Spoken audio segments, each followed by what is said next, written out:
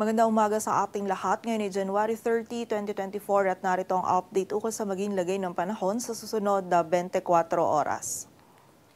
Patuloy pa rin umiiral ang northeast monsoon o amihan dito sa bahagi ng Luzon at Visayas kung saan dala pa rin ito yung malamig na panahon, lalong-lalo na sa madaling araw at meron pa rin tayong mga posibilidad ng mga may hinang pagulan or pagambon na dulot nga ng amihan. Samantala, dito naman sa labas ng ating area of responsibility ay meron tayong minomonitor na low pressure area or LPA at nananatiling mababa yung tsansa nito na maging bagyo at pumasok sa loob ng ating area of responsibility.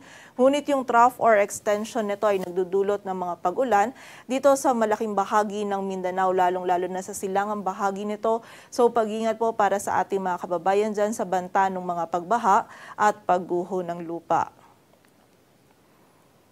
At para nga sa magiging lagay ng panahon ngayong araw ng Martes, maulap na kalangitan at magiging mataas yung tsansa ng mga may hinang pagulan or pagambon dito sa bahagi ng Cagayan Valley, Aurora, Quezon at Bicol Region, dulot yan ng amihan. Samantala, dito sa Metro Manila maging sa nalalabing bahagi pa ng Luzon ay patuloy nga magiging generally fair weather condition yung ating mararanasan. Malamig na panahon pa rin yung mararanasan natin lalong-lalo na sa madaling araw at meron pa rin tayong posibilidad ng mga isolated na mga may hinang pagulan or pagambon na dulot ng amihan. Agwat ng temperatura dito sa Metro Manila ay 19 to 31 degrees Celsius. Samantala sa bahagi naman ng Visayas at Mindanao, dito sa mga bahagi ng Samar, Northern Samar, Eastern Samar maging sa Leyte, ay makakaranas din tayo ng mataas na tsansa ng mga may hinang pagulan or pagambon na dulot pa rin ng amihan. Samantala, dito sa bahagi ng Palawan, Western Visayas at Central Visayas ay patuloy din magiging bahagyang maulap hanggang sa maulap yung ating kalangitan at meron din tayong mga posibilidad pa rin ng mga isolated na mga may hinang pagulan or pagambon na dulot pa rin ng amihan.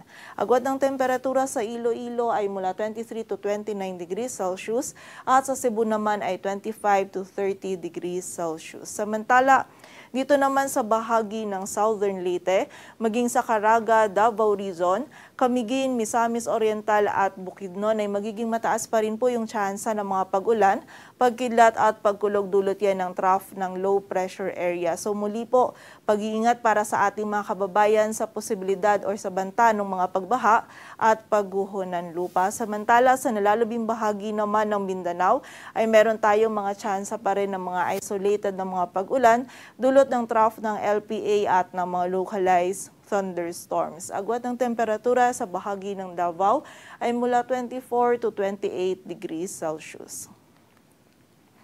At para naman sa lagay ng dagat baybayin ng ating bansa, dulot pa rin ng amihan ay meron pa rin tayong nakataas na gale warning sa northern coast ng Camarines Norte, eastern coast ng Albay, sa northern at eastern coast ng Sorsogon, maging sa northern Samar, eastern Samar, Samar, Biliran, Leyte, Southern Leyte, maging sa bahagi din ng Dinagat Island, Surigao del Norte kasama na ang Siargao at Bukas Grande Islands, Surigao del Sur maging sa eastern coast ng Davao Oriental kung saan mapanganib pa rin po yung pagpalaot para sa ating mga kababayang mangingisda pati na rin yung may mga maliliit na sasakyang pandagat.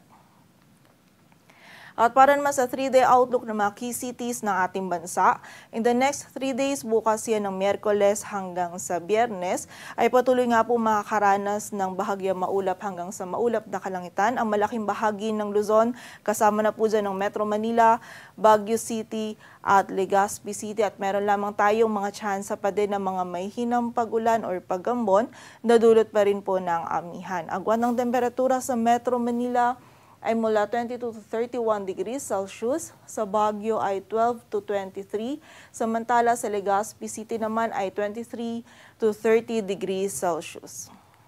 Samantala sa bahagi naman ng Visayas, ang Metro Cebu at ang Tacloban City ay makakaranas po ng mataas na tsansa ng mga pag-ulan, pagkidlat at pagkulog, posibleng dulot yan ng trough ng low pressure area. So pag-ingat po para sa ating mga kababayan sa posibilidad ng mga pagbaha at pagguho ng lupa. Ngunit by Friday naman ay mababawasan na yung mga pag-ulan nito, ngunit meron pa rin tsansa ng mga isolated na mga pag-ulan, dulot yan ng mga localized thunderstorms. Samantala, Dito naman sa bahagi ng Iloilo City, bukas ay makakaranas pa rin tayo ng mga mahinang pag-ulan lamang or pag-ambon na dulot ng amihan.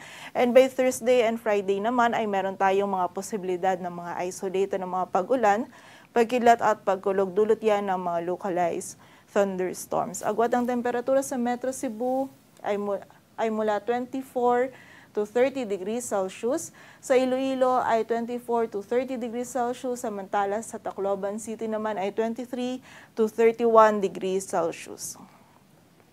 Samantala sa bahagi naman ng Mindanao, ang bahagi po ng Metro Davao in the next 3 days ay patuloy kang makakaranas ng maulan na panahon or magiging mataas pa rin po yung tsansa ng mga pag-ulan, pagkilat at pagkulog, dulot yan ng trough ng LPA. So muli po, pag-iingat para sa ating mga kababayan dyan sa banta ng mga pagbaha at pagguho ng lupa. Samantala, sa Cagayan de Oro City naman, bukas ng Miyerkules and by Thursday ay magiging mataas din po yung tsansa ng mga pag-ulan. And by Friday naman ay meron tayong mga posibilidad ng mga isolated na mga pag-ulan. Dulot yan ng mga localized thunderstorms. Samantala, sa Zamboanga City naman, by Wednesday and Thursday, meron din tayong tsansa ng mga isolated na mga pag-ulan. And by Friday naman, ay magiging mataas po yung tsansa ng mga pag-ulan, dulot yan ng trough ng LPA. So muli po, pag-iingat para sa ating mga kababayan sa banta ng mga pagbaha at pagguho ng lupa.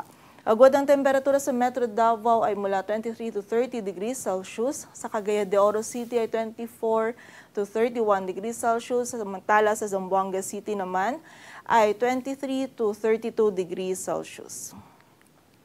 Dito sa Metro Manila, ang araw ay sisikat mamayang 6:25 ng umaga at lulubog mamayang 5:54 ng hapon.